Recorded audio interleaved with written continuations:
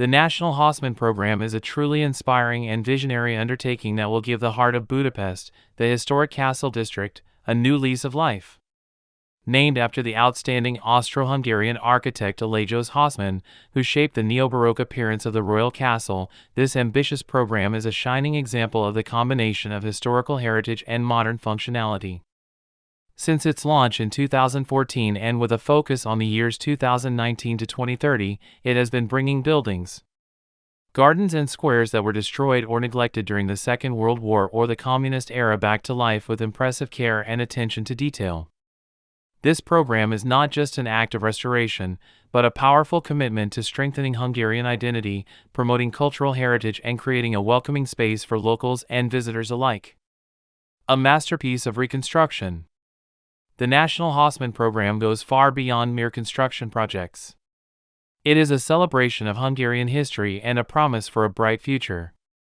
By faithfully reconstructing historic buildings and integrating modern features, the Castle District is becoming a place that not only attracts tourists, but also gives Hungarians a sense of home and pride. The careful restoration of monuments underlines the appreciation of cultural heritage. The coming years promise more milestones. I will stay tuned for you. Many thanks to my Hungarian friends for the great pictures.